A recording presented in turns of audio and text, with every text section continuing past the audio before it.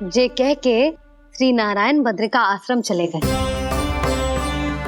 और वहां हिमवत नाम की एक कंदरा में ध्यान लगा के बैठ गए। उधर वो राक्षस विश्राम करने लगो। अनेकों दिन बीत गए और अब वो राक्षस मूरा फिर से स्वस्थ होके बलवान हो गया था। उसने अपनी सारी शक्ति फिर से प्राप्त कर ली थी। श्री नारायण ने उस पर दया करी थी, पर वो फिर से श्री नारायण को छलने को तैयार होगा।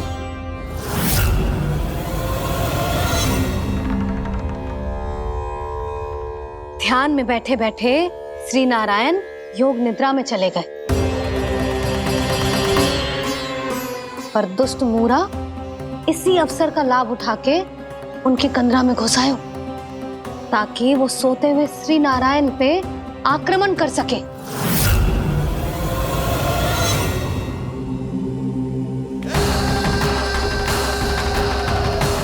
आज इस लंबे युद्ध को जीतकर अपने इस अंतिम शत्रु का भी अंत कर दूंगा मैं।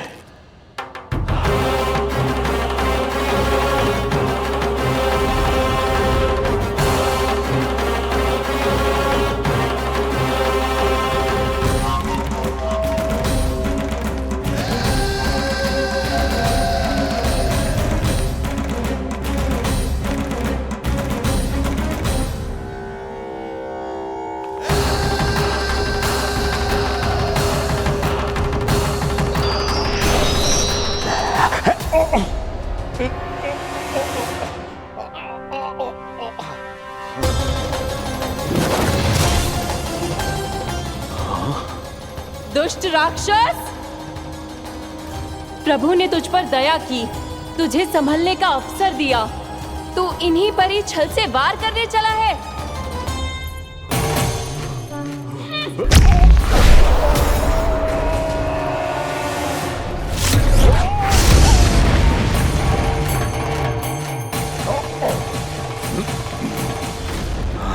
मैं अजय हूँ, मुझे कोई पराजित नहीं कर सकता। ब्रह्मा का वरदान है मुझे।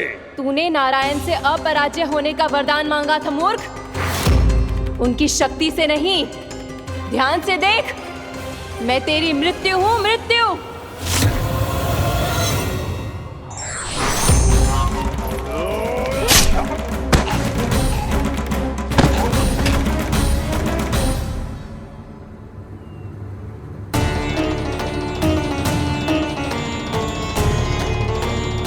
वो देवी कौन थी छोटी माँ? और कौन बलराम, वही तो थी देवी एकादशी।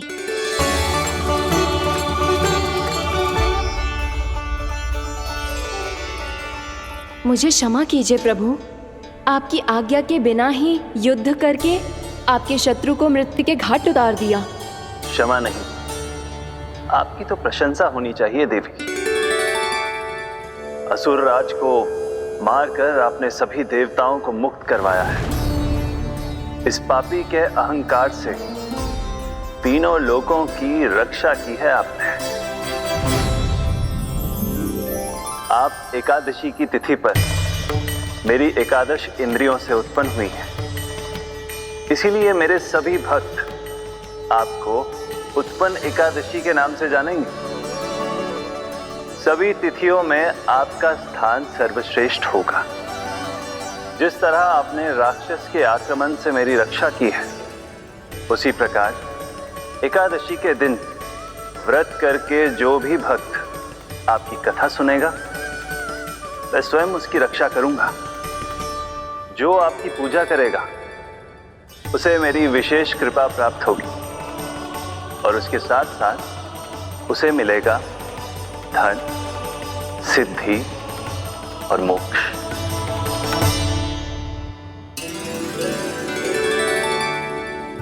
इसीलिए आज के दिन व्रत रखने का बहुत अधिक महत्व होता है।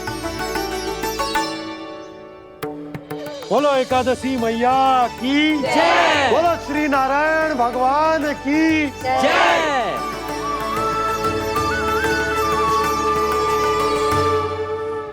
प्रभु की कृपा से एकादशी का महत्व भी पता चल गो। और मेरा व्रत भी सफल होगा।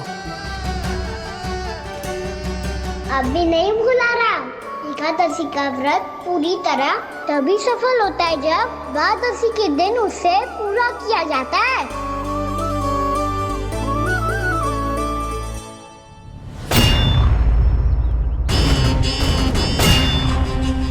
आवश्यक है आपको यह आभास होना कि उस विष्णु अवतार को पराजित करने के लिए आपके साधारण योद्धाओं में वो सामर्थ्य नहीं है।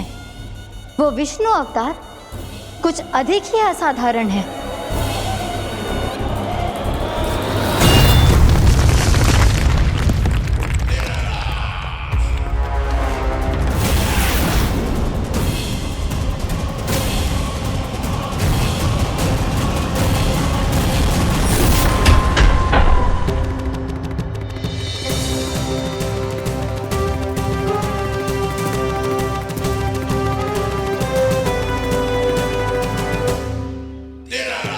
अब मैं दिखाऊंगा उस विष्णु अवतार को असाधारण शत्रु क्या होता है।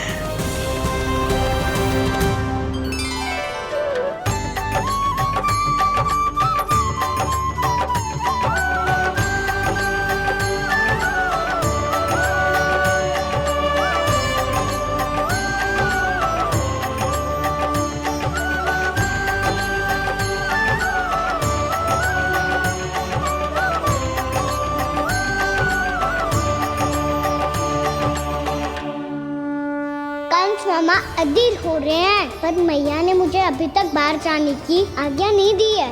अभी उन्हें किसी और राक्षस को यहाँ भेजने से रोकने के लिए मुझे ही कुछ करना होगा।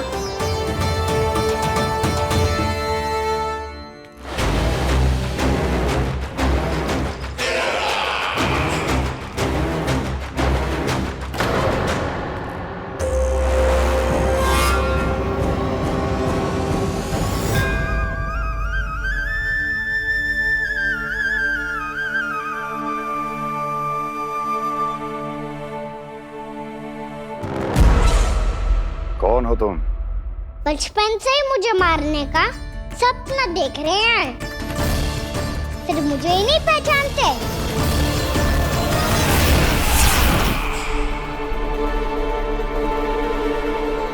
बचपन से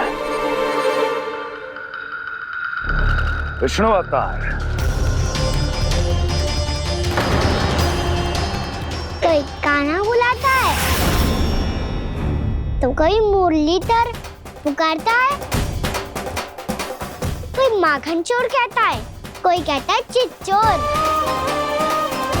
पर विष्णु अवतार इस नाम से तो बस आप ही मुझे बुलाते हो मामा जी। इतना साहस, ये तो यहाँ आ गया है।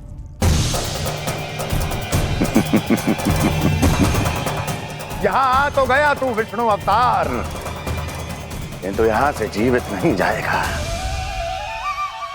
तेरे इस शीश को तेरे धड़ से अलग कर दूंगा मैं।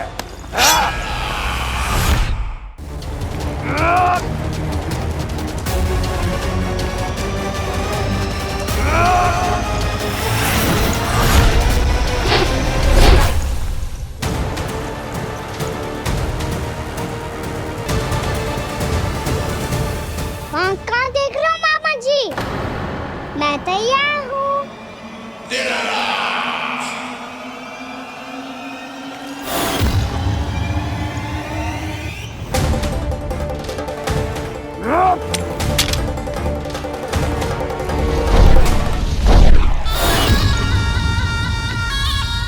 मामा जी, आप सदैव इसी तरह क्रोध में रहते हो क्या?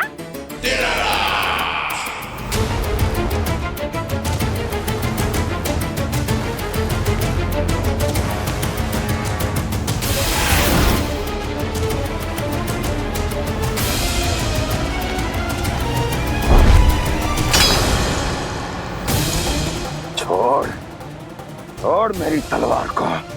छोड़ो तो तब जब पकड़ा हूँ।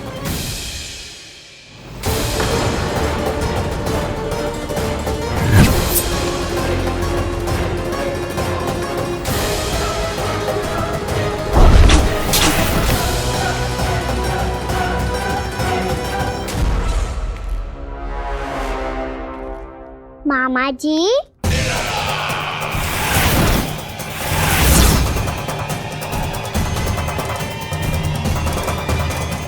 आप थक गए होंगे, थोड़ा विश्राम कर लो। आपका तो पता नहीं, मैं अवश्य से थक गया हूँ।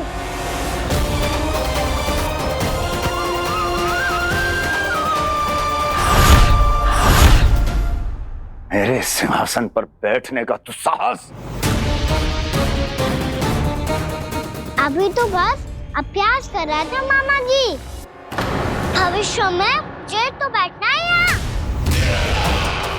आपने बल प्रयोग करके से अपने पिताजी से छीना था, मैं आपसे छीन लूंगा। जो छल और बल से लिया जाए वो अधिक समय तक टिकता नहीं है मामा जी।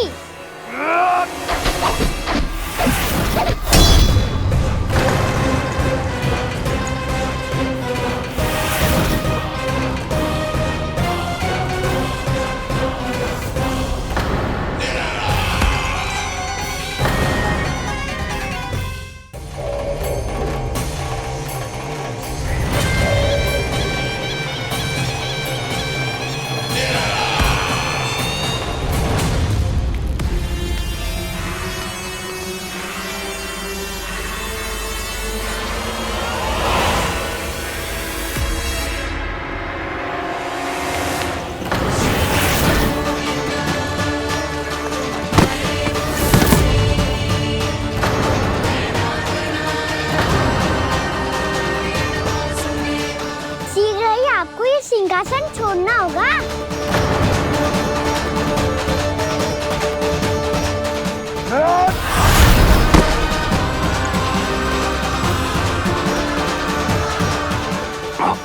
वो मेरा सिंहासन छीनना चाहता।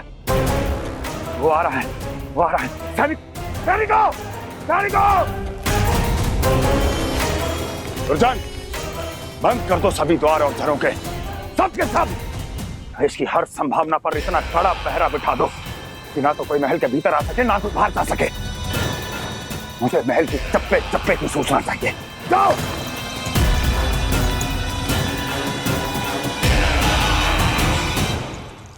सिंहासन।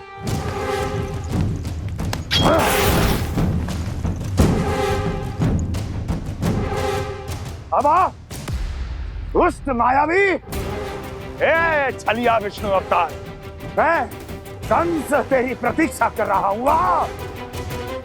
देखता हूँ मेरे सिंहासन पर कैसे बैठता है तू।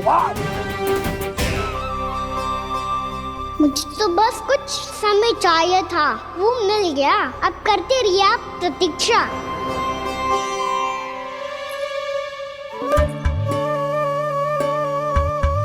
जी अपने आप से बातें क्यों कर रहे हो जी?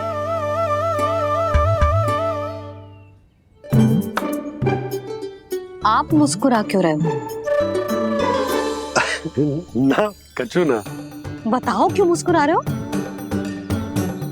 तुम ही पर गए जी। जब तुम व्रत करती हो तो तुम भी ऐसा ही करती हो। इसी प्रकार भूख अधिक लगने पर अपना ध्यान भटकाने के लिए स्वयं से ही बड़बड़ाती रहती। होगा। आपको तो बस मेरा उपहास उड़ाने के लिए बहाना चाहिए।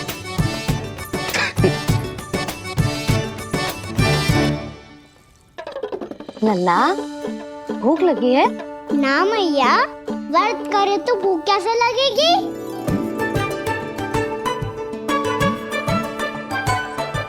यदि लगी हो तो छोटे बालकों को थोड़ी बहुत भूल चूक क्षमा होती है। कछु ना तो फल तो तू खा ही सकते है। अब तो पूरे नियम और विधि विधान से व्रत तोड़ूंगा। कल द्वादशी के सुबह मुहूर्त के अनुसार। ठीक।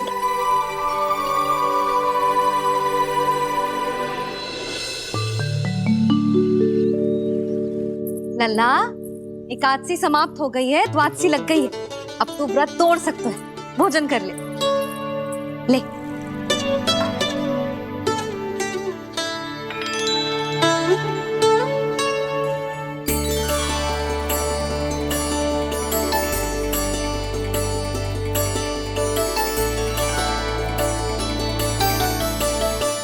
आज तो कार्य कर लीजिएगा।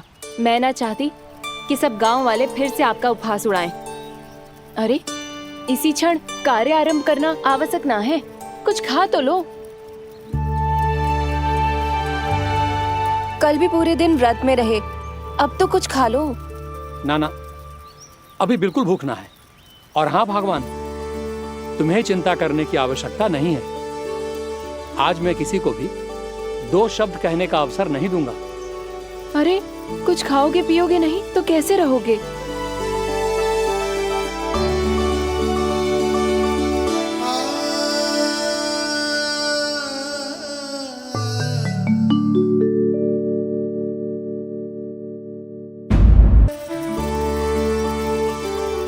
अरे इसी क्षण कार्य आरंभ करना आवश्यक ना है, कुछ खा तो लो। ना ना, अभी बिल्कुल भूख ना है। और हाँ भगवान, तुम्हें चिंता करने की आवश्यकता नहीं है। आज मैं किसी को भी 2 शब्द कहने का अवसर नहीं दूंगा।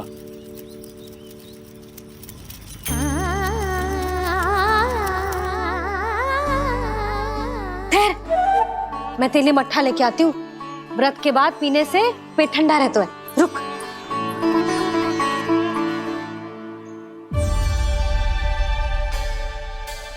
भक्तों ने अभी तक व्रत नहीं तोड़ा है, मैं कैसे तोड़ लूं? भूख कहाँ से होगी? श्री हरि नाम से पेट तो भर लेते हो। श्री हरि श्री हरि श्री हरि।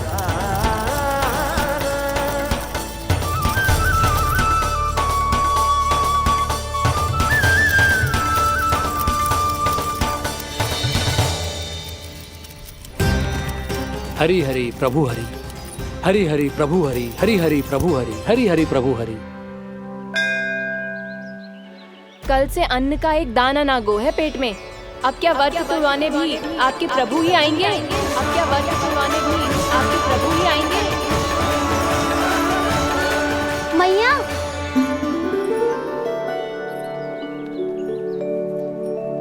मैया पहले व्रत तोड़ के कच्चू खा तो लो। अभी ना, लौट के आने के बाद। हाँ,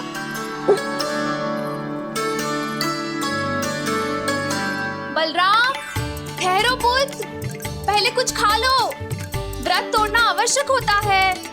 मैया ने एकादशी का महत्व बताया। लगता है मुझे सबको द्वादशी पर व्रत तोड़ने समाप्त करने का महत्व बताना होगा। हरि हरि हरि हरि हरि, मेरे हरि।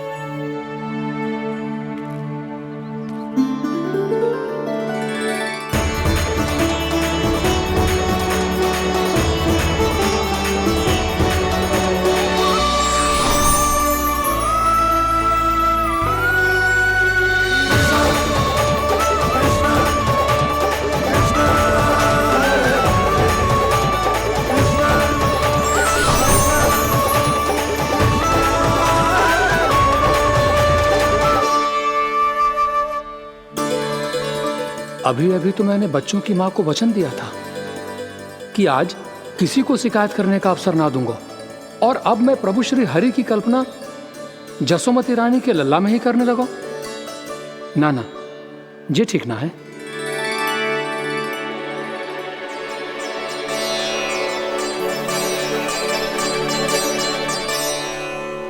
ठीक है तो है, बिल्कुल सही पहचाना है आपने। बड़े तो बड़े, अब तो बालक भी हमारा उपहास उड़ाने लगे। मैं आपका उपहास नहीं उड़ाने आया, मैं तो आपके एकादशी के व्रत को पूरा कराने आया हूँ।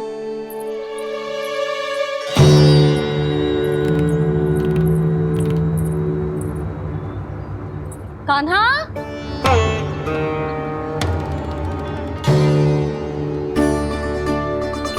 तो ये रे आपकी छड़ी और ये रे मेरी पीठ। सेक बिना तापर तोड़। आज तो इसकी पीठ सेक के रहूंगी मैं। मैया घर पे भूखी मुझे ढूंढ रही होगी। लो आज द्वादशी के दिन पहले प्रहर में भोजन करके अपना एकादशी का व्रत पूरा करो आप। धन्यवाद राजकुमार, पर अभी हमें भूख नहीं है। बहुत सारा काम पड़ा है और अभी थोड़ी ही देर में शंकरी बहन भी अपनी मटकी लेने आती होंगी।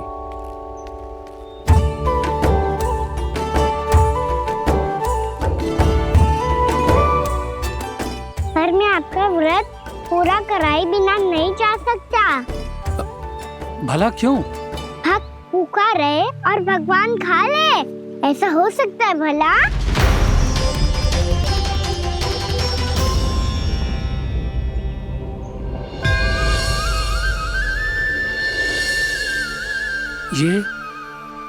ये कैसा भ्रम हो रहा है मुझे लगता है अपना काम करना चाहिए।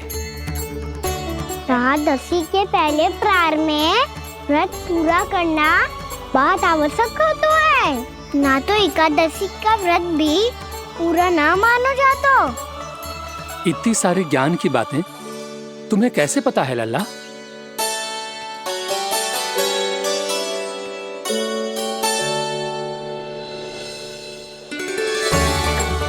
जैसे एकादशी की कथा होती है, वैसे द्वादशी की महिमा भी एक बहुत महत्वपूर्ण कथा है।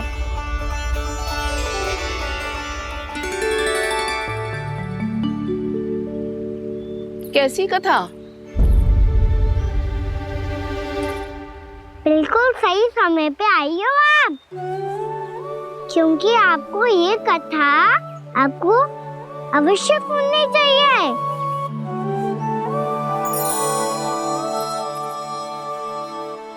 मुझे क्यों? पहले सुन तो लियो, फिर स्वयं ही पता चल जाएगा। बहुत समय पहले एक राजा हुआ करते थे, राजा अम्बरीश। भगवान श्री हरि के बहुत बड़े भक्त थे। ओम नमो नारायणाय। ओम नमो नारायणाय।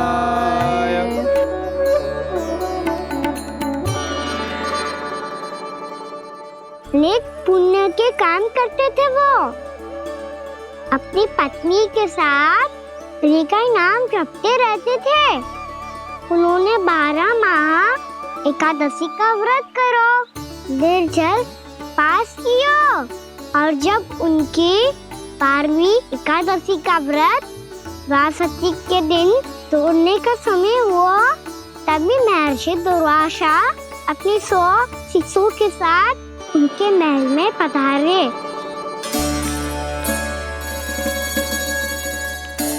प्रणाम स्वीकार करें महर्षि।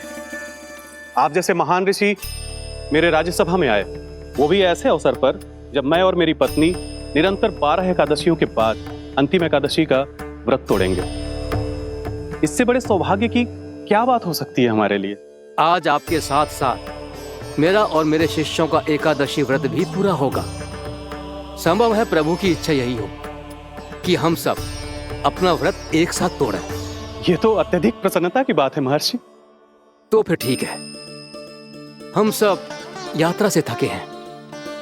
व्रत तोड़ने से पहले हम स्नान करना चाहते हैं। जैसी आपकी इच्छा महर्षि।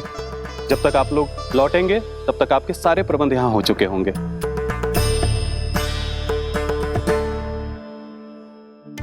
महर्षि दुर्वासा स्नान करने गए थे, पर उन्हें लौटने में विलंब हो रहा था, और इधर द्वादशी पर व्रत पूरा करने का मुहूर्त बीता जा रहा था। महाराज अम्बरीश बड़ी दृढ़ता के साथ महर्षि दुर्वासा के लौटने की प्रतीक्षा कर रहे थे।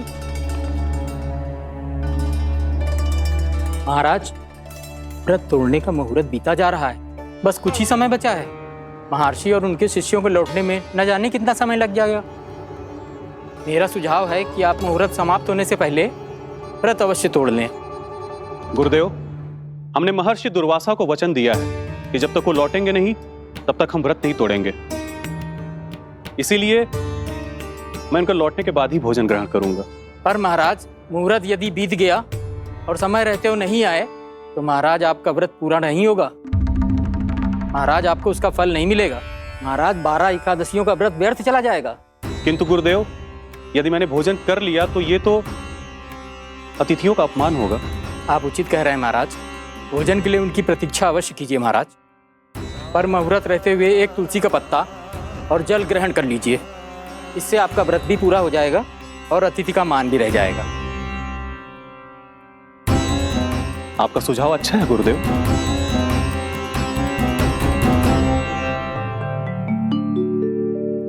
जैसे ही महाराज ने तुलसी का पत्ता खायो, वैसे ही महर्षि दुर्वासा लौट आए। महाराज,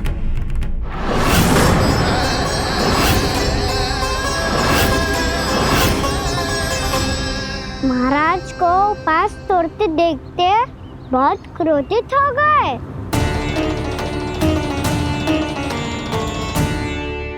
बहुत बड़े भक्त हैं आप, परंतु आप ये नहीं जानते अपने अतिथियों के साथ कैसा व्यवहार करना चाहिए।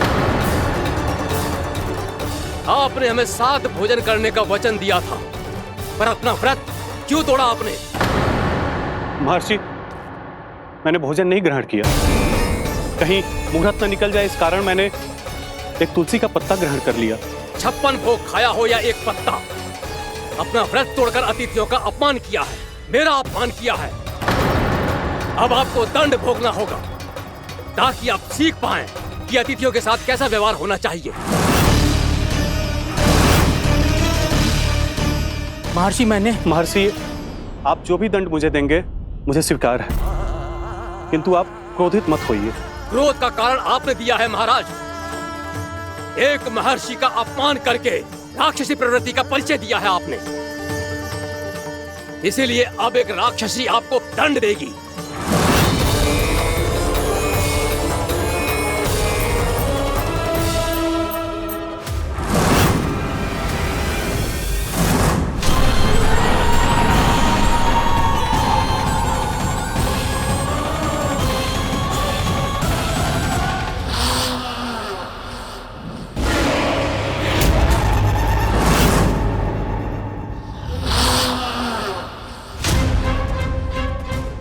हे प्रभु, यदि मैंने सच में महर्षि का अपमान करने की भूल की हो तो मैं उसका परिणाम भोगने के लिए प्रस्तुत हूं। ओम नमो नारायणाय, ओम नमो नारायणाय नमः। महर्षि दुर्वासा को यह आभास ही नहीं था कि महाराज अम्बरीश ने उनका अपमान नहीं किया था। फिर भी उसे अपमान मान के वो श्री नारायण के भक्त पे संदेह कर रहे थे। मैंने भी तो भोला राम की भक्ति पे संदेह किया था। हे नारायण, ये क्या पाप हो गया मुझसे? संदेह किसी अपमान से कम ना हो तो, और भगवान सब सह सकते हैं, पर उनके प्रिय भक्तों का अपमान सहन ना कर सकते, इसीलिए उन्होंने अस्थिचेप करने का निर्णय लिया।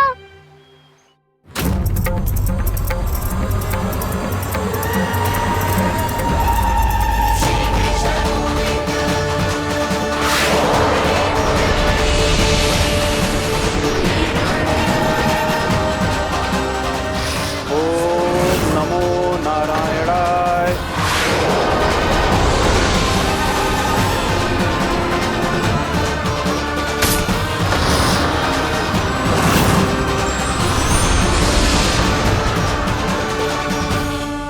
और फिर भगवान का वो सुदर्शन चक्र महर्षि दुर्वासा के पीछे पड़ गया। ये चक्र तो मेरी ओर बढ़ रहा है। ओम नमो नारायणाय। ये कैसे संभव हो सकता है? कोई रोको इसे, कोई रोको इसे।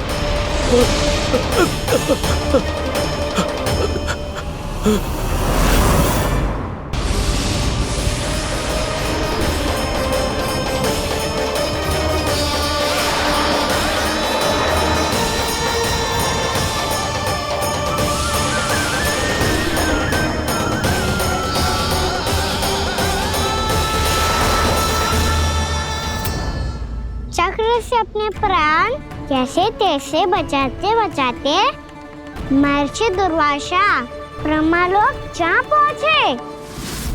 ब्रह्मदेव रक्षा कीजिए, ब्रह्मदेव सहायता कीजिए, मुझे बचाइए ब्रह्मदेव, रक्षा कीजिए। ये सुदर्शन चक्र मेरे प्राणों के पीछे पड़ गया है, मुझे बचाइए ब्रह्मदेव, मुझे बचाइए। महर्षि, मैं चाहकर भी आपकी सहायता नहीं कर सकता। ऐसी स्थिति में यदि कोई कुछ कर सकते हैं तो वो है सुदर्शन चक्र के स्वामी विष्णु, क्योंकि सृष्टि में केवल वही है जो इसे नियंत्रित कर सकते हैं। वो ही इसे वापस लौटने का आदेश देकर आपके प्राणों पर छाए हुए संकट को दूर कर सकते हैं। किंतु हां, मैं सुदर्शन चक्र से इतना अवश्य कहूंगा कि जब तक आप विष्णु लोक में पहुंच नहीं जाते, वो आपको किसी भी प्रकार की हानि ना पहुंचाए। आपका बहुत बहुत धन्यवाद, आपकी सदा ही जय हो।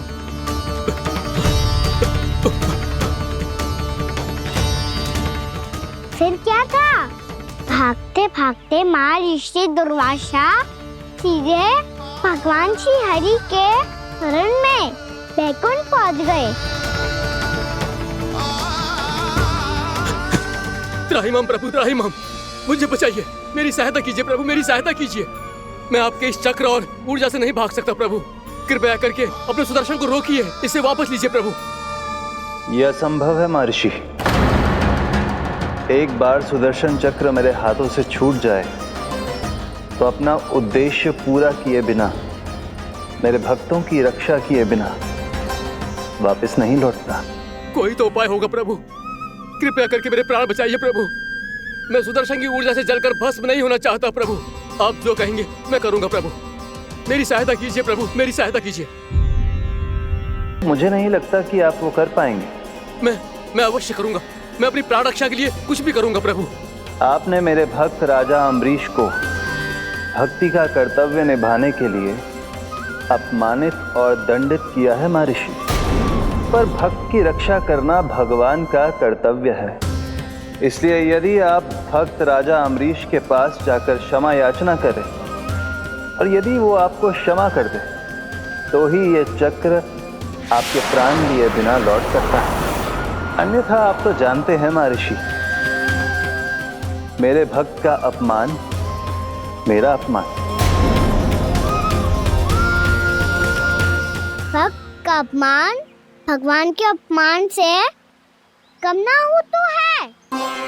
महर्षि दुर्वासा को भी ये बात समझ आई और फिर उन्होंने महाराज अम्बरीश से क्षमा याचना की। महाराज महाराज महाराज महाराज महाराज, मुझे क्षमा करें महाराज, मुझसे बहुत बड़ी भूल हो गई महाराज, मुझसे बहुत बड़ी भूल हो गई महाराज। महर्षि, आप हमारे चरण छुए ये उचित नहीं। महाराज, महाराज अम्बरीश, आप नारायण के सच्चे भक्त हैं। मैंने आपको अपमानित किया, दंडित करने का प्रयास किया महाराज। इस अपराध के लिए मुझे क्षमा कीजिए महाराज, और इस सुदर्शन चक्र से मेरे प्राण बचाइए महाराज।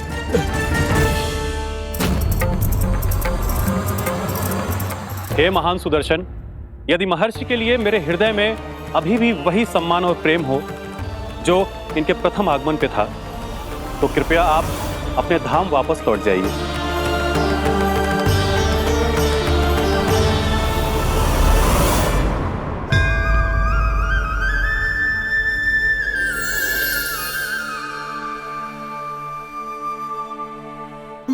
आपका बहुत बहुत धन्यवाद महाराज अम्बरीश।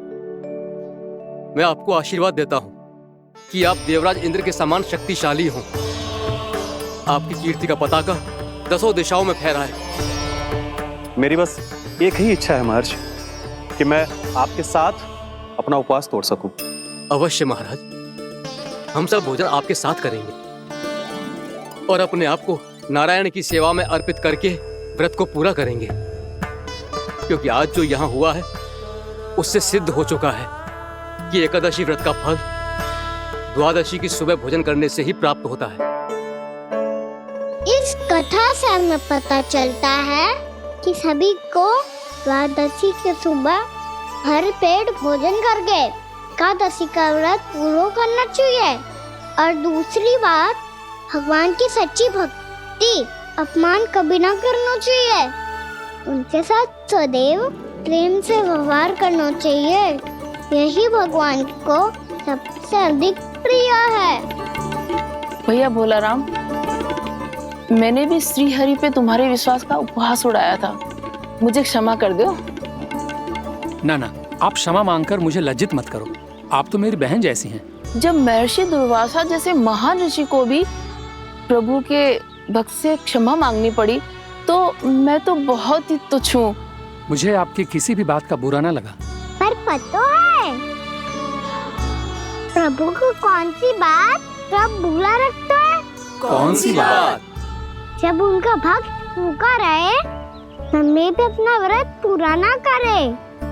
और जैसा कि आप सभी ने अभी कथा से सीखो है, एकादशी के व्रत को द्वादशी की सुबह अवश्य पूरा करना चाहिए। अब आप जाओ, अपना व्रत पूरा करो।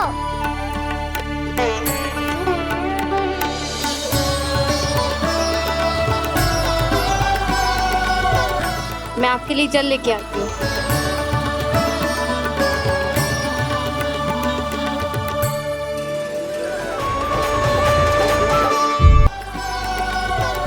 मैं आपके लिए जल लेके आती हूँ।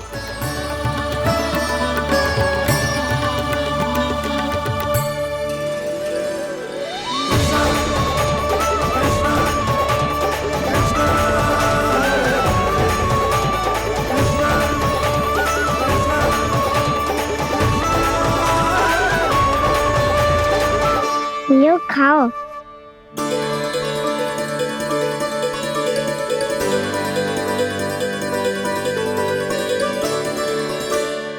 कान्हा,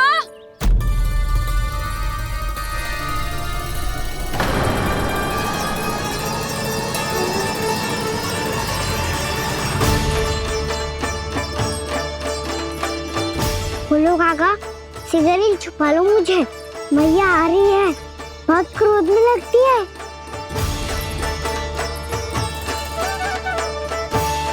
आज तो बहुत दंड मिलेगा।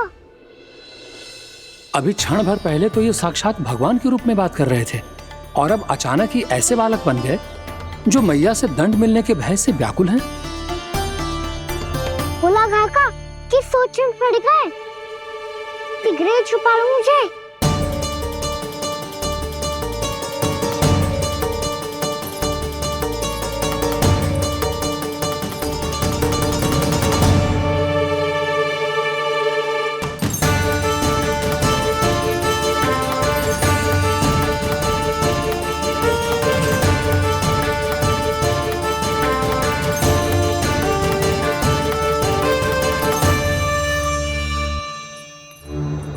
भोलानाथ जी, कान्हा को देखो है क्या?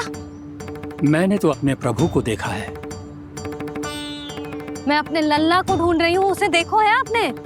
वही तो मैं भी कह रहा हूँ जसोदा रानी, मैंने सिर्फ और सिर्फ अपने प्रभु को देखा है।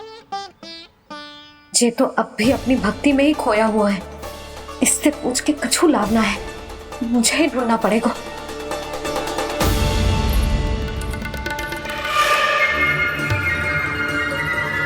बच गए। संकरी मौसी, कान्हा को देखो है क्या कहीं?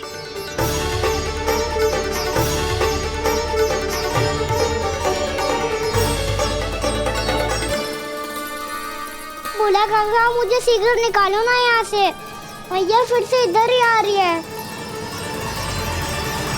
सब कहते थे श्री हरि मेरे घर ना आ सकते। देखो आज प्रभु आ गए, उन्होंने अपने हाथ से मेरा व्रत पूरा कराया। हाँ, आते हैं और आगे भी आएंगे हमारे श्री हरि हमसे मिलने, और आके मोक्ष देंगे, है ना?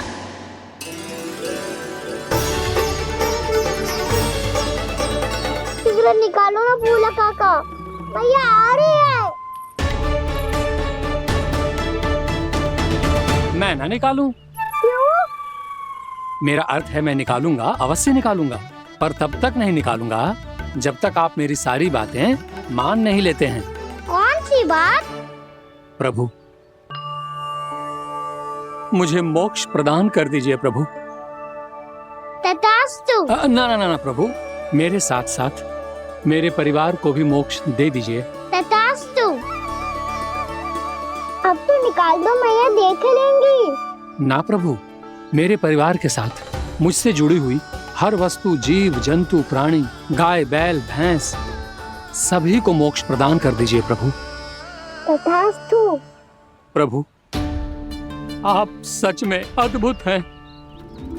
मैंने जो मांगा आपने बिना सोचे समझे सब प्रदान किया। मैं ही अपनी मांगे बढ़ाता रहा। प्रभु, प्रभु मुझे क्षमा कर दीजिए।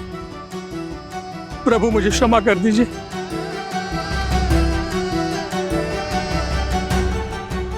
आइए प्रभु।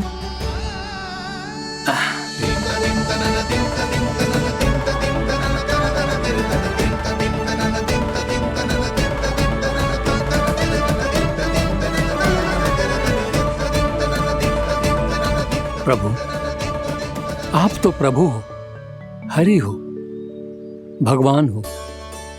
आप चाहते तो इस मटके से स्वयं निकलकर बाहर आ सकते थे, फिर मेरी आपने हर इच्छा क्यों पूरी की? क्योंकि मेरे भक्त की इच्छा पूरी करने में मुझे भी प्रसन्नता मिलती है। ना तो मैं अपने भक्तों का अपमान सह सकता हूँ और ना ही उनकी इच्छा अधूरी रहने दे सकता हूँ।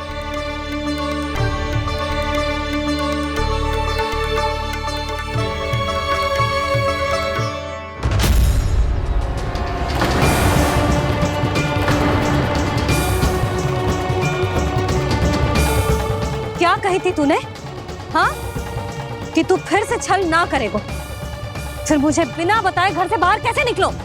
क्षमा करना मैया, पर जो आपने सिखाया था मैंने तो उसी का ही पालन करो है। फिर से चतुराई कर रहे हो ना? हाँ? आप ही ने तो कही थी ना, यदि कछु करने से किसी को हानि ना पहुंच रही हो या फिर किसी अच्छे कार्य में सहायता हो रही हो तो आज्ञा लेने की आवश्यकता ना होती। यदि तेरे कछु करने से किसी और की कोई हानि ना हो रही हो या किसी के अच्छे कार्य में सहायता हो रही हो तो मुझसे आज्ञा लेने की आवश्यकता ना है। तो किस अच्छे कार्य के लिए आया है यहाँ? द्वादशी के सुबह एकादशी का व्रत खोल के भोजन करा जाता है। ये बात ना तो भोला काका को पता थी, ना शंकरी मासी को और ना ही किसी और को। और तुझे पता थी? हाँ, मेरी मैया ने बहुत अच्छे से सिखाया है मुझे। जैसे कल तूने एकादशी कथा सुनाई थी ना, आज वैसे ही तेरे लल्ला ने सबको द्वादशी कथा सुनाई है। सच्ची यशोदा रानी जी, इसने तो हमारी आंखें ही खोल दी। और भाभी, सच तो ये है कि मुझे भी ना पता था कि ये इतना बड़ा ज्ञानी है और इतना अधिक समझदार।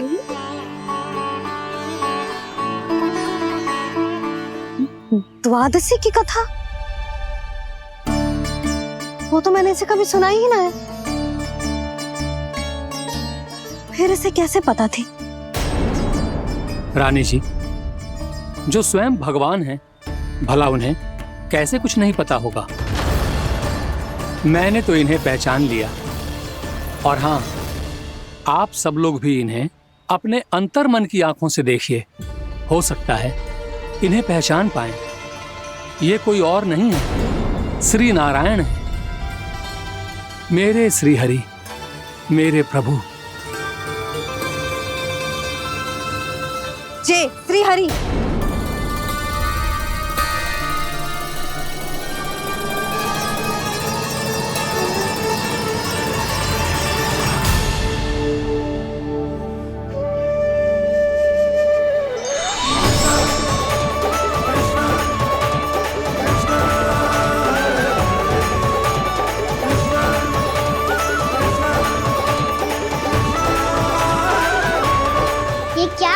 क्या भूला? जिस रास्ते को मैंने इतनी कठिनाई से बचा के रखा था, सबके सामने उसे उजागर कर दिया तुमने।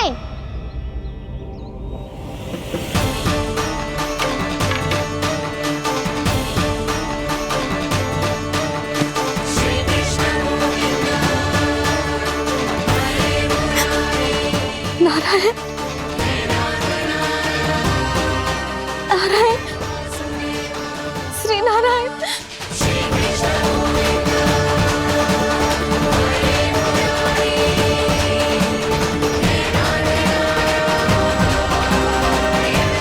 श्री नारायण।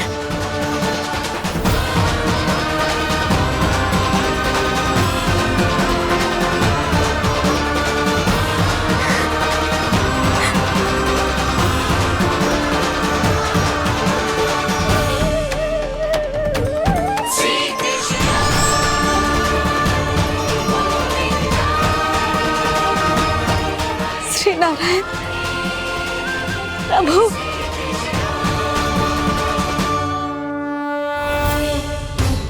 जिस रास्ते को इतने जत्न से संभाल के रखा था, आज वो सबके सामने खुल गया। और तो और मेरा भेद मैया को भी पता चल गया। बाबा सब कहते रहे पर मैंने एक न मानी।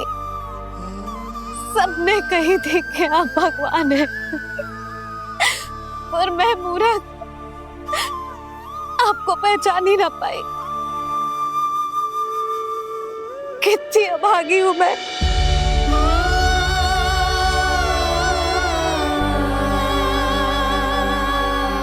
जिस मुंह से मुझे आपकी महिमा गानी चाहिए थी, उसी मुंह से मैंने आपको डांटा है।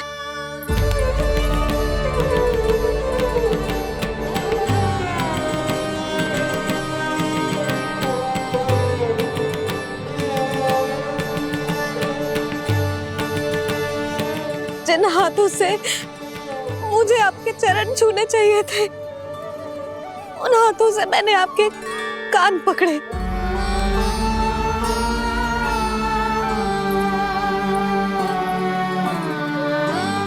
मुझे तो आपकी सेवा करनी चाहिए थी प्रभु, और मैंने आपको दंड दियो, आपको घर से बांध दियो।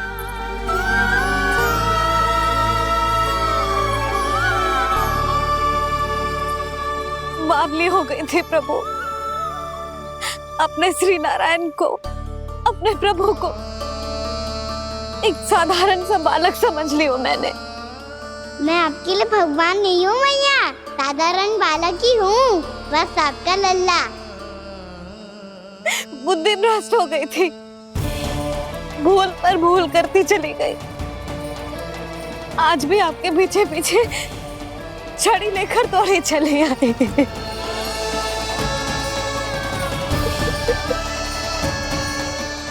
अपने आप को दोष मत दो मैया, आपके ममता के लिए तो जन्म लिया है मैंने। हमारा से मन बदलने मत दो। मेरे लिए वही पुरानी मैया बनी रहो आप, और मुझे रहने दो आपका वही नटखट लल्ला। मुझे क्षमा कर दो प्रभु, मुझे क्षमा कर दो। बाबा ये कैसा अंत हो गया आज? मैया तो मुझे भगवान मानने लगी, पर मैं इसे स्वीकार नहीं कर सकता। अभी नहीं बाबा, इतनी शीघ्र नहीं। आप ऐसे खड़े क्यों बाबा? कुछ ऐसा करो ना कि मैया फिर से मेरे मैया बन जाए। उनकी दृष्टि में भक्ति नहीं, ममता चाहिए मुझे। कान्हा, मेरे सामर्थ्य में हो तो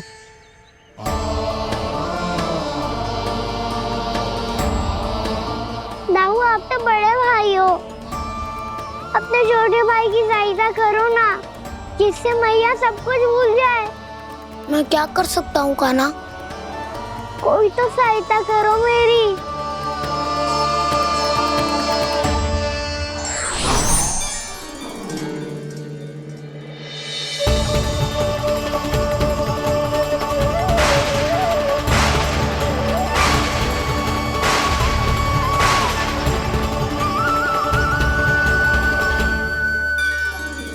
अपने आप को संभालिए प्रभु।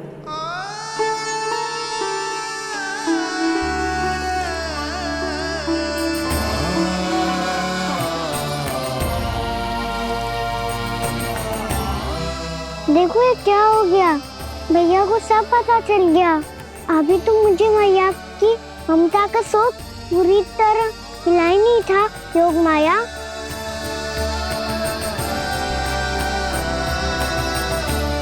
मेरी सहायता करो ना। कितनी अद्भुत है ममता की शक्ति। भगवान को भी एक साधारण बालक बना देती है। बालक की बना रहना चाहता हूँ मैं, नहीं चाहता दिव्य होना, नहीं चाहता भगवान बनना। बस मैया की गोद में रहकर ममता की रस से सेम को भी घन हो जाता हूँ। इनकी डांट फटकार का सुख पाना चाहता हूँ। कुछ भी करे योग माया, पर इन सबको भुला दो मेरा सत्य।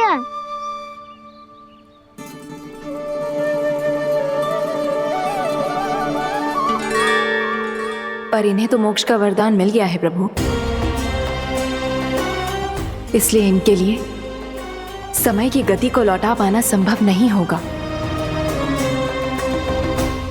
प्रभु, अब मुझे ये सब भूलने की कोई आवश्यकता नहीं है। मुझसे जो त्रुटि हुई है अब वो दोबारा कभी नहीं होगी, और आज के बाद आपका ये सत्य मैं किसी को नहीं बताऊंगा प्रभु, क्योंकि मुझे पता चल गया है कि आपका यशोमती मैया के लल्ला बने रहना कितना आवश्यक है।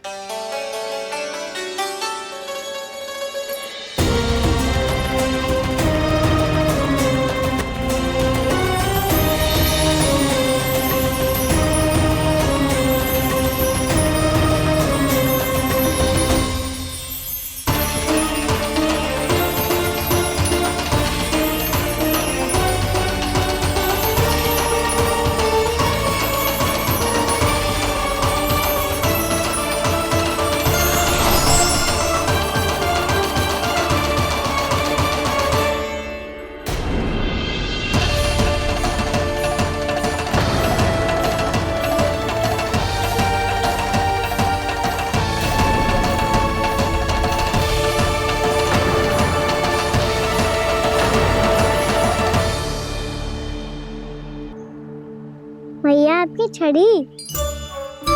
पहले चुपके से भाग जातो है, फिर स्वयं ही छड़ी भी पकड़ा रोए हैं? नटखट कहीं का। हंसी आ रही है? अरे किस बात पे इतनी हंसी आ रही है रे? हाँ?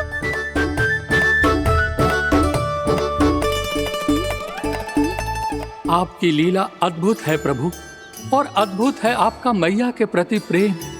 हंसी ना है मैया, ये तो प्रसन्नता है, अपने मैया से मिल जाने की प्रसन्नता। अच्छा, ढूंढ मैं तुझे रही हूँ और तू कह रहे हो कि मैं मिल गई तुझे। तू घर चल लल्ला, अच्छे से पिटाई करूंगी तेरी।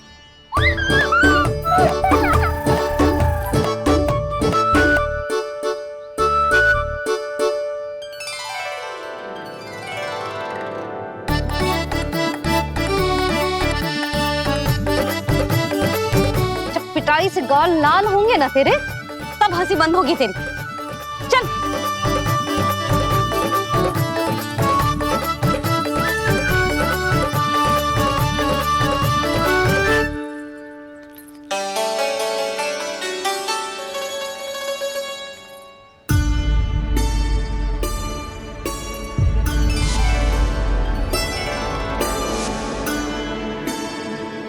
लगता है भैया की और चतन स्मृति वापस आ रही है।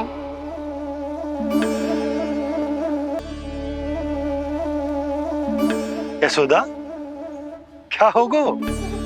ना कछु ना। आपको बताऊंगी तो और हंसेंगे मुझ पे। बोल दो, मैं उपवास ना उड़ाऊं, सच्ची। देखो देखो इसे कैसे हंस रहा है। मेरे हाथ में छड़ी है, मैया क्रोधित है, पर जे तनिक में भय ना लग रहा है इसे। हाँ, हंसे जा रहा है।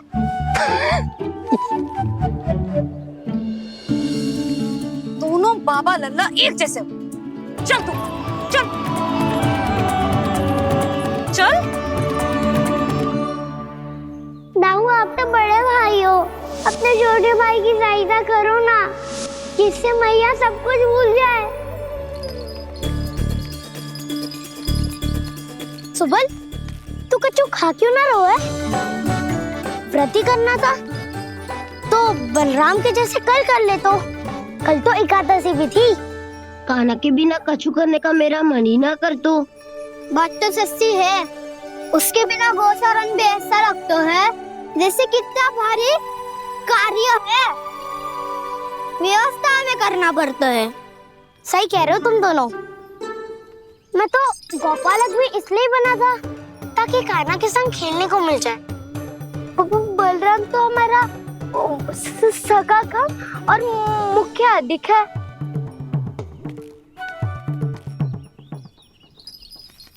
रुक जाओ, तुम सब कुछ देर विश्राम कर सकते हो।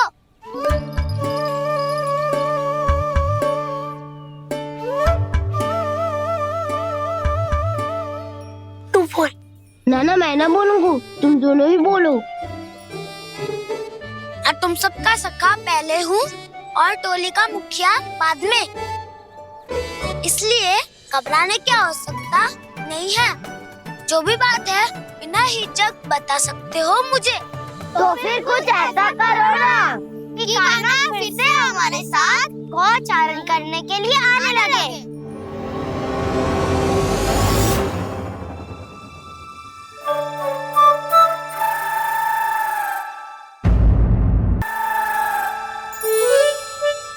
बिना कछु बताए भाग गओ। जे भी ना सोचा तेरे बिना मैया बाबा व्रत कैसे तोड़ेंगे। देखो देखो अभी भी हंस रहा है। क्या होगा वैसे? रुक, प्रसाद लेके आती हूँ। क्षमा कर दो मैया, पर जैसा आपके लिए ना हूँ वैसे ही मेरे लिए मेरा भक्त, इसीलिए भोला राम का व्रत तोड़वाने जाना आवश्यक था।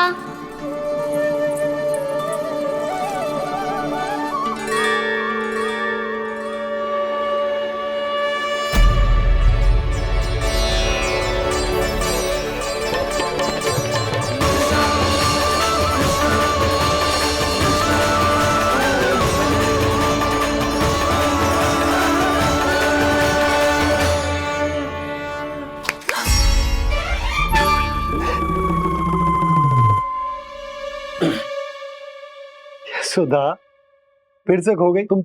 अरे कौन से स्वप्न लोक में चली जाती हो तुम बार बार? हमें भी बताओ। माया का प्रभाव ममता पर अधिक समय तक नहीं रह पाता प्रभु। अरे बोलो ना यशोदा, क्या सोच रही थी?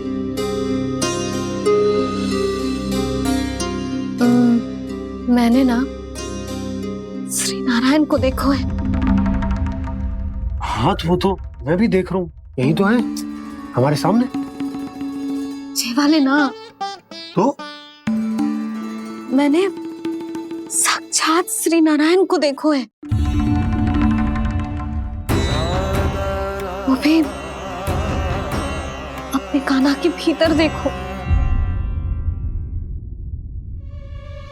कान्हा के भीतर?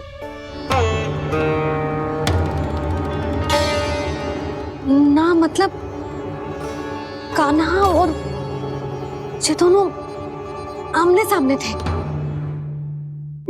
मैं कुछ समझो ना यशोदा। नारायण और कान्हा दोनों आमने सामने थे? ना, मेरे कहने का अर्थ है कि कान्हा और श्री नारायण एक दूसरे के आगे पीछे थे। अच्छा, तो मतलब श्री नारायण आगे थे और कान्हा पीछे था। पर अगर कान्हा पीछे था तो तुमने कैसे देखा? ओहो, कान्हा आगे था, श्री नारायण पीछे थे।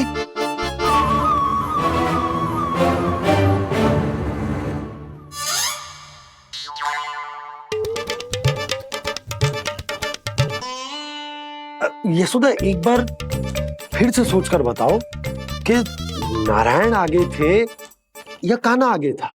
ठीक से याद कर। बता तो रही हूँ जी, थोड़ी धुंधली धुंधली सी स्मृति है। बाबा, इससे पहले कि उनके संदेह की अग्नि स्मृति की वायु पाकर और भड़क जाए, कुछ भी करो पर बुझाओ इसे। स्वप्न देखो है तुमने? हाँ, संभव है स्वप्न ही था। पर यदि स्वप्न था तो सुबह सुबह उठते ही उसकी स्मृति क्यों ना आई? अब क्यों आ रही है उसकी स्मृति? और वो भी तब से जब से मैं भोलाराम के यहाँ से कान्हा को लेके आई हूँ। और जब मैं गई थी तो छड़ी मेरे हाथ में थी, पर फिर कान्हा ने मुझे छड़ी दी और मैं बैठी हुई थी। इस बीच कछु तो हुआ है। भैया की अचेतन स्मृति वापस आ रही है। अब मुझे ही कुछ करना होगा। मुझे लगता है जी, जब मैं वहाँ गई ना, भैया व्रत पूरा करने का सुबह मुहूर्त निकल जाएगा और अब तो भूख भी बहुत तीव्र लग रही है। हे नारायण, मैं तो भूल ही गई कि लल्ला भी तो कल से भूखा है।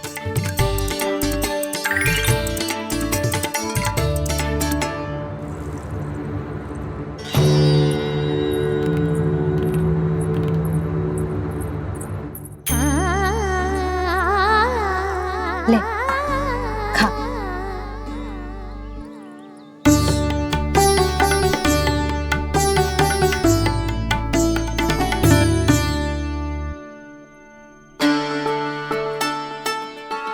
संतान की चिंता में सब कुछ भुला दे, ऐसी ही होती है ममता।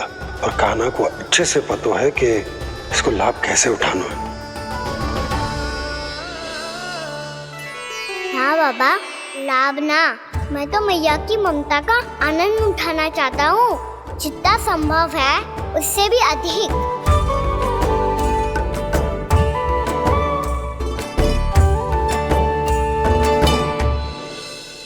बलराम, कान्हा को फिर से गौचारण आने के लिए केवल तू ही मना सकते है। तुम्हें ही वो क्षमता है, हमारी टोली के मुख्य गोपालक जो हो तुम। हाँ, और कान्हा के दाव भी तो हो तुम। हाँ, वो तुमको मना ना कर पाएगा। तुझे छोटा होने के नाते तुम्हारे आदेश का पालन तो करना ही चाहिए कान्हा को। चिंता मत करो सखा, मैं कछु कहूँ और कान्हा ना माने, ये तो संभव ही ना है।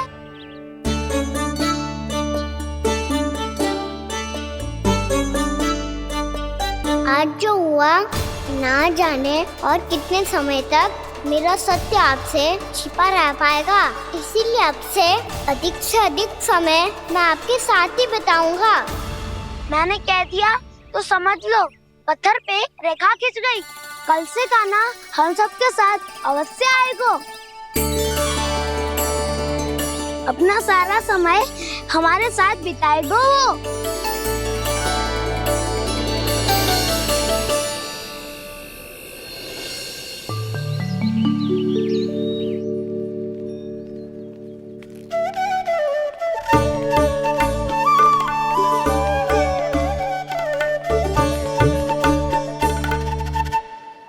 अभी तक तैयार नहीं हुए? तैयार? गौचारण के लिए चलना है ना, तुम्हें लेने आया हूँ। नाना तो मैं ना चल सकता, मुझे आज्ञा ना है। वो तो माखन चोरी के लिए भी नहीं थी। उस दिन जो वक्कासुर के सामने चले गए थे तुम, तभी तो नहीं थी आज्ञा। इसलिए आज्ञा का बहाना मत ही बनाओगा ना। बहाना नहीं दाऊ, मैं तो सच्ची कह रहा हूँ। मैया को फिर से दुखी ना कर सकते हो और हम सबको दुखी कर सकते हो तुम। आज मैं तुम्हारी एक ना सुनूंगा कान्हा, घर पे रहते हुए कितने सप्ताह हो गए तुम्हें? तुम गौपालक हो का ना? गौपालन करना तुम्हारा दायित्व है। आज तुम्हें हमारे साथ चलना ही पड़ेगा। ना दाऊ, मैं ना चल पाऊंगा। बलराम, तुम तो कह रहे थे कि कान्हा तुम्हारी हर बात मानता है, पर इसने तो बड़े भाई का अनादर कर दिया। रुक जाओ कान्हा, सत्य बताओ, तुम छोटी माँ के कारण वन नहीं चल रहे हो या अब तुम्हें हमारे साथ रहना ही अच्छा नहीं लगता? कहीं ऐसा तो नहीं गौचारण में तुम्हारी रुचि समाप्त हो गई हो? ना दाऊ, ऐसा कछु ना है। मुझे गौचारण की बात प्रिय है और आप सबका साथ भी। तो फिर वन चलने में क्या समस्या है तुम्हें? अपने दाऊ की बात मान लो और चलो चुपचाप। मैंने सबको वचन दिया है कि तुम हम सबके साथ चलोगे। पर दाऊ, मैंने भैया को भी वचन दिया है कि मैं नहीं जाऊंगा। इसका अर्थ है कि मेरे वचन का कोई मूल नहीं है। मैं तुमसे बड़ा हूँ कान्हा, तुम्हें मेरी आज्ञा माननी चाहिए। मुझे भी तो वचन दिया था तुमने। आप समझ क्यों आ रहे? मैंने कहा ना मैं नहीं जा सकता। रुक जाओ कान्हा।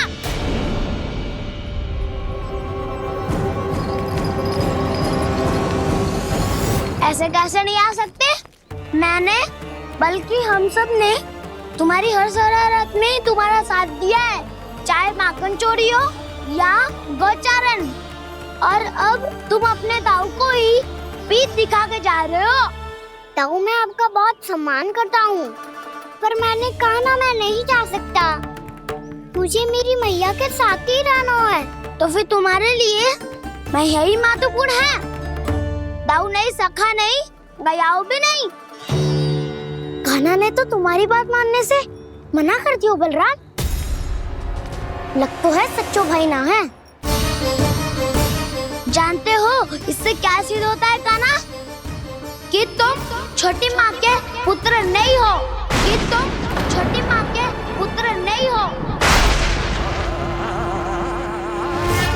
तो ये क्या कह रहे हो आप? और नहीं तो क्या, तुम उनके वास्तविक पुत्र होते तो अपने दाऊ की आज्ञा कभी नहीं टालते।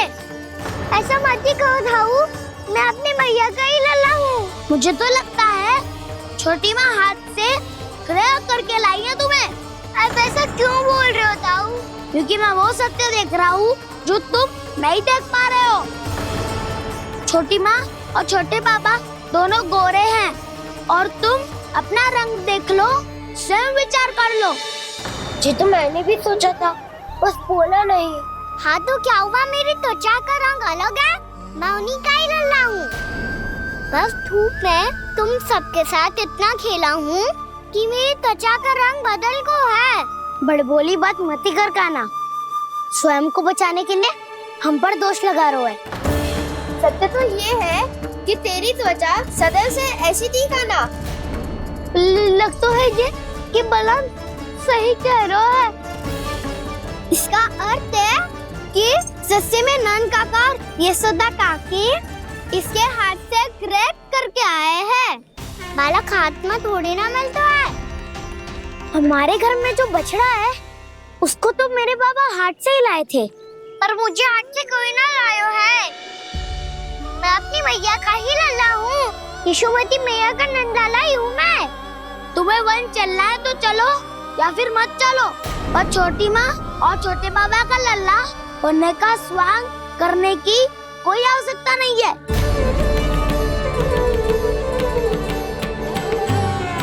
तुम भी अति करते हो कान्हा, कब एक बालक की तरह व्यवहार करते हो और कब भगवान की तरह, कुछ समझ में नहीं आता। भगवान की तरह? मैंने भगवान क्या क्या? हाँ हाँ कह दिया तो कह दिया। खड़े खड़े मेरा मुंह क्या देख रहे हो? चलो।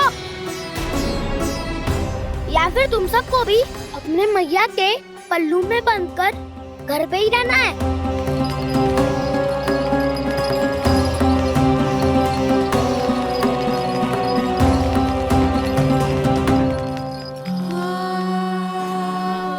जानते हो इससे क्या सिद्ध होता है कान्हा? कि तुम छोटी माँ के पुत्र नहीं हो, कि तुम छोटी माँ के पुत्र नहीं हो।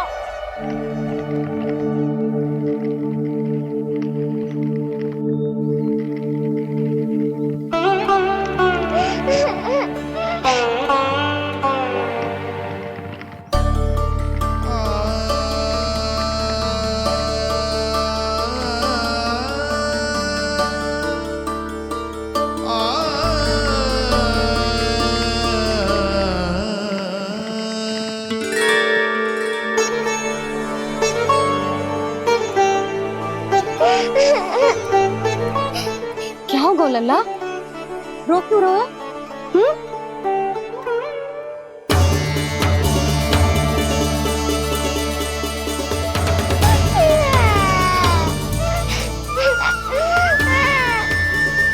अरे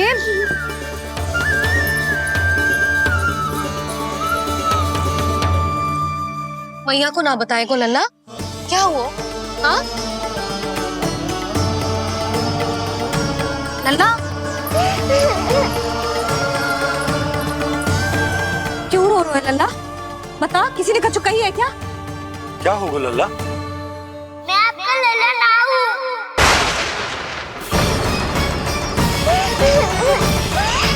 ऐसा क्यों कह रहे हो तू? क्या होगा? आपका भी लल्ला ना हूँ मैं।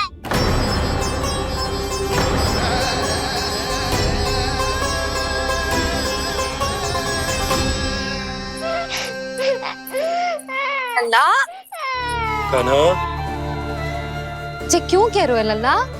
मुझे पता चल गया है, मैं आप दोनों का लल्ला ना हूँ।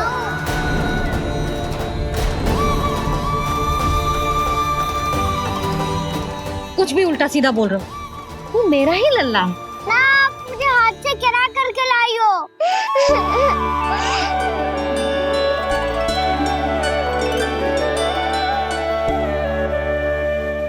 लल्ला, तुझे किसने कही कि हाट में बालक मिलते हैं? मिलते हैं, पूरी गैया का बालक भी तो हाट से ही आयो है। अच्छा, क्षण भर के लिए मान लिया कि हाट में बालक मिलते हैं, पर तुझे कैसे पता चला कि तुझे हाट से ही लेके आए? मेरा रंग देखो और फिर अपना हाथ देखो। मैं रात के अंधेरा जैसा हूँ और आप दिल की उजाली जैसी। पापा का रंग भी आप जैसा ही है, बस मैं ही बावला हूँ।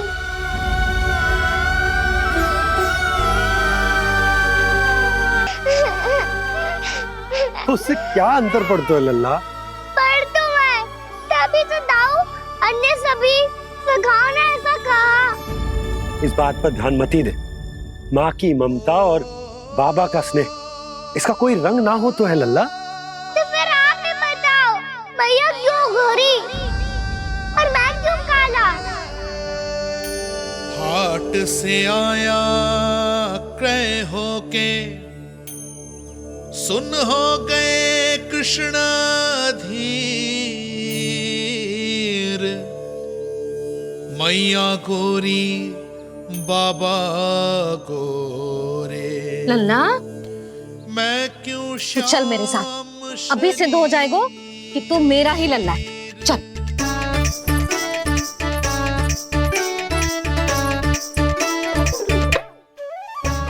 ये दोनों लल्ला और मैया का मन कछु समझ ही ना आता, कछु ना कछु उटपटांग करते ही रहते हैं दोनों।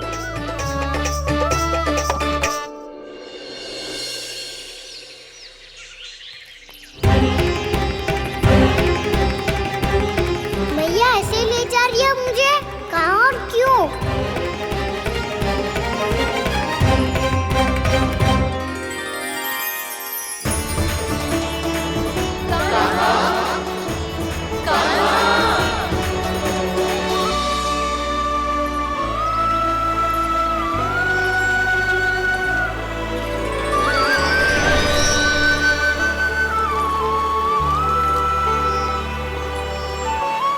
खाना आए हैं, कितने दिनों के बाद खाना आए हैं।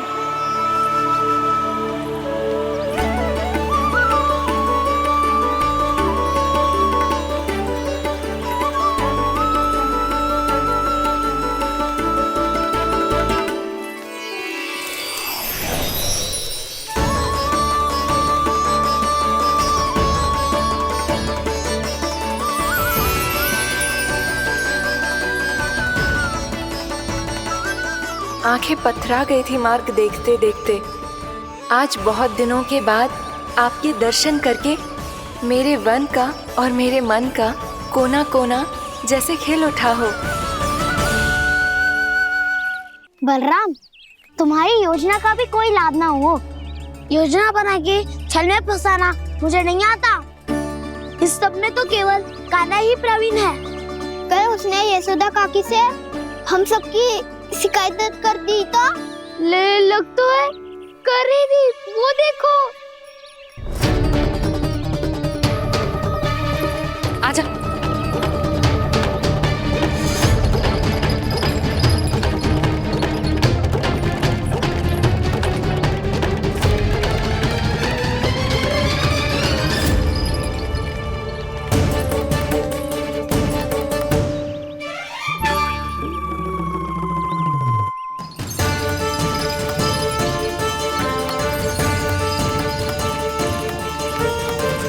बलराम,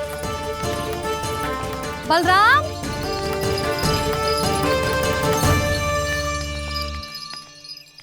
जे बसंती कहाँ है?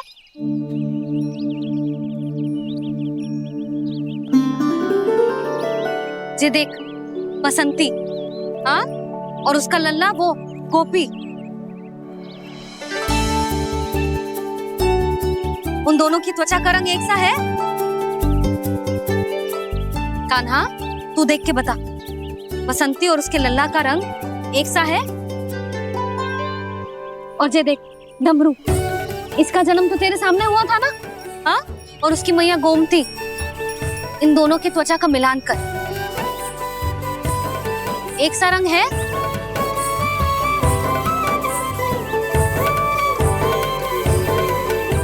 सब के सब गोपालक सामने आओ।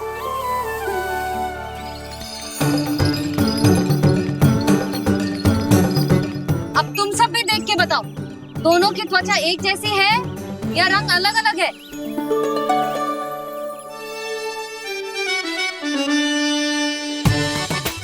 अलग अलग है।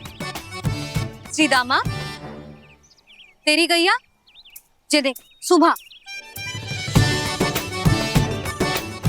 उन दोनों का रंग एक सा है कि अलग अलग? तो जब सुभा और श्यामू का रंग अलग हो सकता है, डमरू और गोमती का रंग अलग अलग हो सकता है, और जे गोपी और बसंती का रंग अलग अलग हो सकता है, तो भी जे सब मैया और लल्ला ही है ना?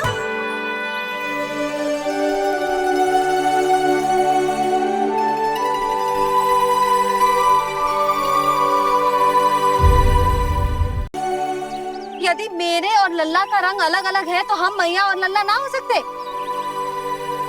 इसका अर्थ है कि मैं सच्ची में आपका ही लल्ला हूँ? किसी को कोई संदेह है कि हम मैया लल्ला ना हैं?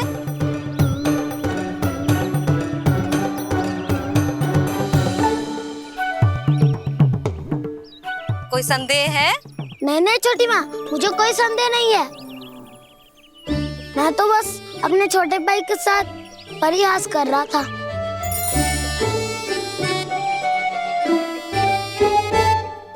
कान्हा, तू सदैव मेरा ही लल्ला था, मेरा ही लल्ला है और मेरा ही लल्ला रहेगा। समझ आई?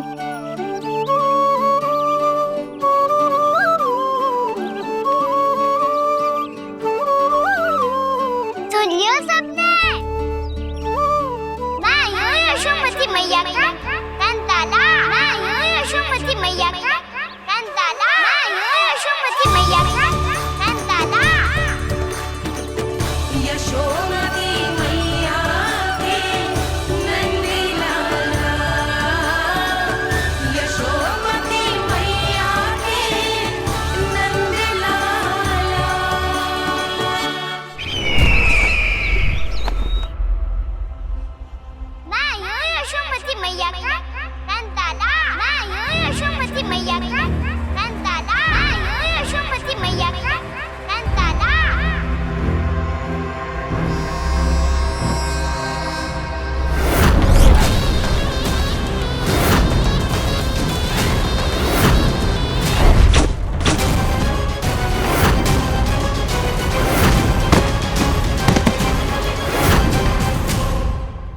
क्षमा कर दो कान्हा।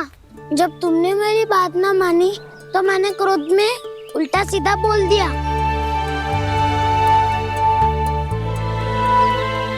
मैं तो बस यही चाहता था कि तुम फिर से बनाने लगो, फिर से बन जाओ अपनी गोपालक टोली के मुखिया।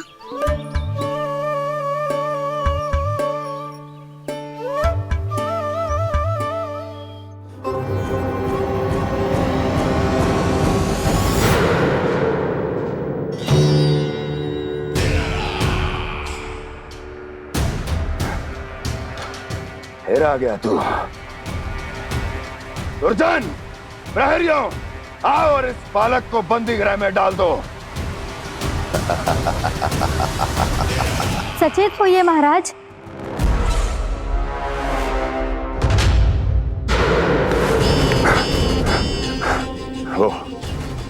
वो विष्णु अवतार कहाँ है?